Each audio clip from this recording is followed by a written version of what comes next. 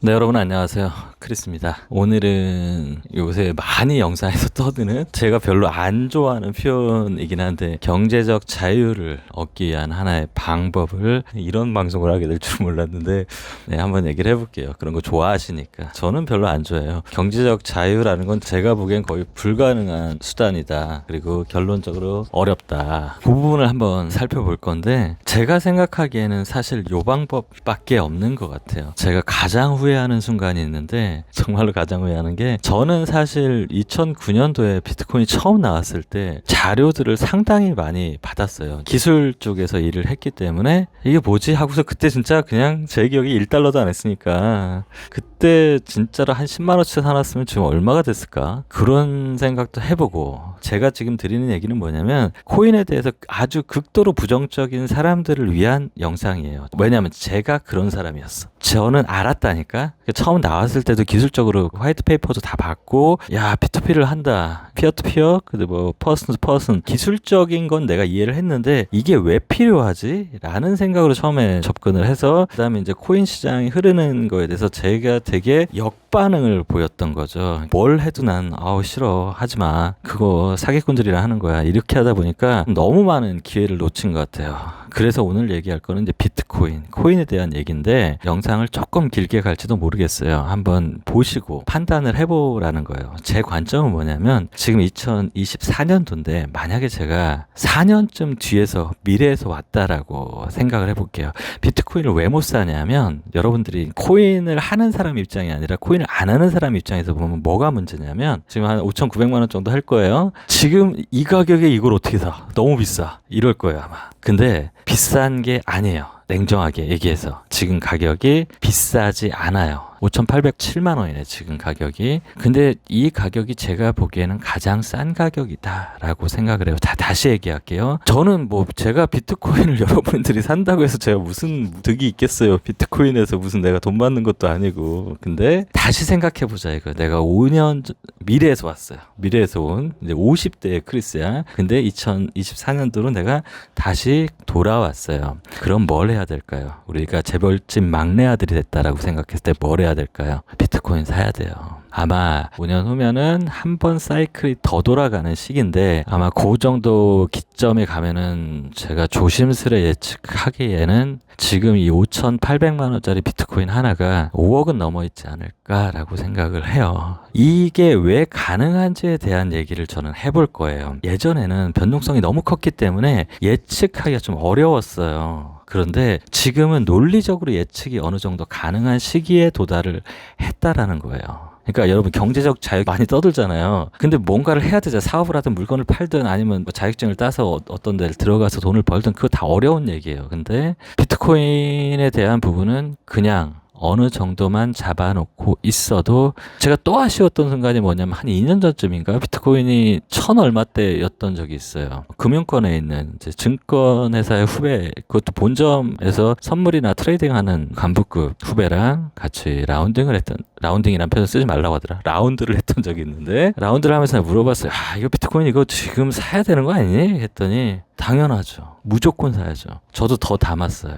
뭐냐면 제 주변에서 이런 코인 하는 사람들을 보면은 사실 일반인들이 많지 않아요. 대부분이 다 금융권이에요. 대부분이 다 증권이고 은행권이고 이런 전통적인 금융업을 하는 사람들이 코인을 안 하는 사람을 찾기가 힘들어요. 비트코인은 무조건 하고 이더리움 무조건 보유하고 알트코인도 우선순위에 따라서 보유하고 있고 지금 이렇게 상장하는 코인 같은 것들 어떤 포트폴리오를 짜가지고 가지고 계세요. 진짜로 내가 지갑을 확인해 봤어요. 다들. 왜 해요? 그랬더니 이게 미래다 이거예요. 현직 제도권 금융의 임원들도 인정하는 게 지금 코인인데 왜 지금 비트코인을 사야 되는지에 대한 몇 가지 얘기만 드리도록 할게요. 비트코인의 특성을 봐야 돼요. 예를 들어서 비트코인은 화폐적인 특성을 가지고 있어요. 최대한 쉽게 설명해 볼게요. 화폐적인 특성이 뭐냐면 돈의 특성이에요. 그러니까 가치를 담는 거예요. 우리가 지갑을 갖고 다니지만 이 지갑에 있는 돈이 그 돈 자체가 가치를 지니진 않지만 가치가 있잖아요. 10,000원짜리, 1,000원짜리 이런 거. 그리고 금덩어리가 있다고 치면 금덩어리 바 하나가 그 금 자체가 가치가 없지만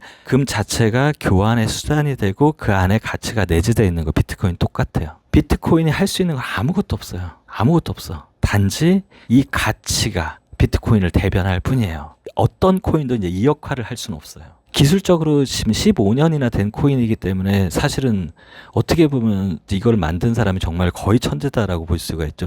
오로지 기능도 아니지. 그것만을 가지고 있기 때문에 비트코인은 앞으로도 계속 갈 수 있는 거예요. 뭘 하는 게 없어 얘는. 그냥 오로지 이 비트의 가치가 얘의 알파와 오메가예요. 무슨 얘기인지 아시겠죠? 제가 한번 쉽게 얘기를 들어볼게요. 만약에 지금 비트코인 1비트가 5,900만 원인데 금으로 하게 되면 몇 킬로 되겠죠? 그 정도 되려면 그거를 들고 외국을 나간다. 근데 비트는 그냥 내가 핸드폰만 들고 가면 되잖아요. 지갑만 가져가면 핸드폰 안 들고 가면 돼. 여기서 비트코인을 가져가서 막 미국을 가. 미국의 달러로 지금 거래 가격대로 바로 바꿀 수가 있어요.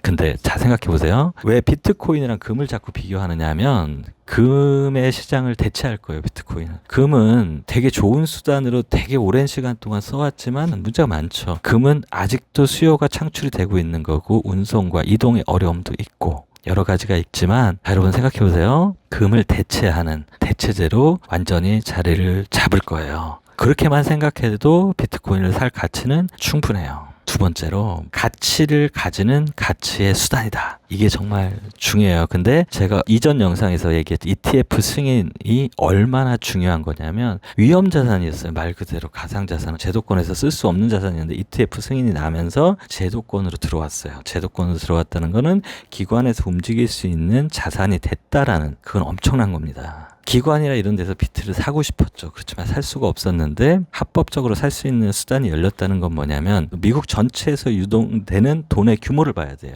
근데 그게 투자할 수 있는 게 주식이나 땅이나 금이나 이런 거밖에 없었다고. 근데 그 중에 비트코인이 생겼어요. 물론 비트코인 ETF에 들었다고 해서 왜 가격이 떨어져 이런 분들도 계실 거예요. 근데 떨어지지 않아요. 그 다음에 왜 지금 ETF 한 애들이 자꾸 물량을 털어내고 있어. 그것도 중요하지 않아요. 왜? 한계가 있기 때문에. 기간이 있어요. 영원히 그럴 수는 없어요. 그런데 지금 금이 가지고 있는 볼륨이 비트코인이 가지고 있는 볼륨이 한 15배 정도 돼요. 근데 그게 한 몇 년 정도 지나면 금이랑 거의 같은 값어치를 가지게 될 거예요. 그게 중요해요. ETF라는 제도권 안에 들어온 게 첫 번째로 중요하다. 변동성이 크지만 안정성을 부여를 했다라는 거예요. 변동성이 크다는 거는 단점이 아니에요. 변동성이 크지 않으면 투자 자산으로서 아무런 의미가 없어요. 변동성이 안 큰데 뭘 투자를 해요? 영원히 그 나물의 구국인데 자꾸 여러분들 하락만 보는데 밑으로도 꽂을 수 있지만 위로도 꽂을 수 있는 그 변동성을 가지고 있기 때문에 의미를 가진다. 여러분들 그렇게 생각하시면 될 것 같고요. 제가 보기에는 거의 마지막 시간이에요. 왜냐하면 지금 타이밍 이게 중요한데 제가 다시 말씀드리죠. 여러분들이 무언가를 사업을 하고 부동산을 사고 장사를 하고 이렇게 해서 돈을 벌 수 있는 기회는 제가 보기에는 그 드라마틱한 결과를 내기는 사실 상당히 힘든 시기에 지금 있어요. 왜냐하면 이제 금리 떨어지고 뭐가 되는 게 없잖아요. 지금 경기도 내려앉았고 옛날처럼 뭐 땅 투기해가지고 뭐 될 수 있는 시장도 아닌 거고. 그런데 지금부터 중요한 얘기예요. 사이클의 변곡점에 와 있어요. 지금 반감기라는 게 있어요. 채굴량을 제한하는 거죠. 반으로 떨어진다고 해서 반감기예요. 비트코인의 채굴량이 반감기가 온단 말이에요. 그럼 어떻게 돼요? 채굴이 반으로 떨어지면 뭐가 되겠어요? 가격 상승이 이루어지고 워낙에 희소했던 건데 그 희소한 거에 채굴량이 더 떨어진다. 그러면 어떻게 되겠어요? 가격이 상승하죠. 아까 제가 비트코인을 화폐라고 했잖아요. 화폐 기능을 대신하는 거라고 했는데 그래서 본질적으로 비트코인이 갖고 있는 거는 화폐와 반대로 움직여요. 정말 중요한 겁니다. 뭐냐면 화폐 가치가 떨어질수록 비트코인은 올라요. 금리가 낮아질수록 비트코인 올라요. 이번에 이제 3월 달에 발표 나겠죠. 금리 어떻게 되겠습니까? 제가 설명드리지 않아도 뭐 다 알고 있죠. 떨어져요. 계속 떨어질 거예요. 그 이슈가 하나 있고 플러스로 또 뭐가 있을까요? 반감기가 있어요. 채굴량이 반으로 줄어요. 뭐냐면 두 개가 같이 만나요. 플러스 뭐가 있어요? ETF 승인까지 나왔어요. 세 개가 만나는 거예요. 하나만 해도 상당히 강력한데 세 개가 만나요. 그럼 어떻게 되겠습니까? 그러니까 그게 지금 3, 4, 5월 달에 물려 있어요. 내린다 올라간다 이거 중요하지 않아요. 전체적인 시장을 봐요. 여러분들이 되게 근시안적으로 시장을 보는데 1년, 2년만 놓고 봐봐. 이미 비트는 좋니 나쁘니 뭐 어쩌니 많이 해도 2배는 올랐어요. 그런데 비트를 추종하는 게 알트예요. 비트가 올라오면 그냥 알트는 그냥 올라와. 근데 비트가 요만큼 올라오면 알트는 이만큼씩 올라가요. 무슨 얘기하는지 아시겠죠? 제 코인을 뭐 홍보하고 이런 게, 저 어차피 오늘이 프리세일 마지막 날이고, 그리고 뭔가 좀 다른 분위기가 있다는 게 좀 느껴지는 게, 우리가 이제 대형 거래소들하고 지금 상장 심사 막 이런 것들 하고 있는데, 예전과는 좀 다른 느낌을 좀 받게 돼요. 이제는 거래소도 그냥 상장을 시켜주는 게 아니라 뭐 로비 그런 게 아니에요. 지금은 이런 걸 묻더라고요. 니네들이 스마트 컨트랙 이 기능을 지원을 한다고 하는데, 그럼 이더리움의 레이업 2를 지원을 해야지 이 기능이 될 것 같은데 니네 그거 되니? 이런 거를 물어봐요. 무슨 얘기냐? 비트코인은 이제 화폐의 가치를 가지고 계속 갈 거예요. 그런데 이더리움을 비롯한 기능을 가진 코인들은 이 기능의 확장성, 코인의 문제가 뭐였냐면, 결제를 시키고 나면은 뭐 암호화되고 다 좋은데 시간이 오래 걸려요. 그래서 결제 수단으로서 이게 기능을 할 것인가라는 문제가 남았는데, 근데 우리들도 거래소한테 우리가 이 기능을 지니고 실물 경제와 연동이 되고 예약 시스템을 여기 플랫폼 기능을 하게 할 것이다라고 하니까, 거래소가 정말 똑똑해졌다고 느끼는 게, 니들이 기술적으로 이해 가능한 거를 제시해봐.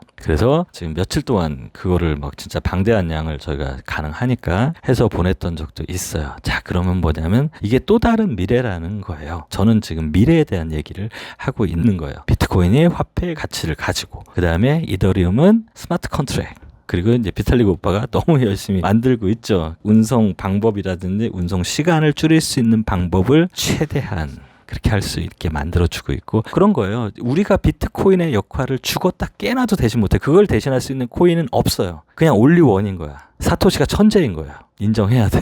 그렇지만 우리에게 남아있는 영역은, 저는 그렇게 생각해요. 비트코인을 사서 그래도 경제의 자유는 얻을 수 있어요.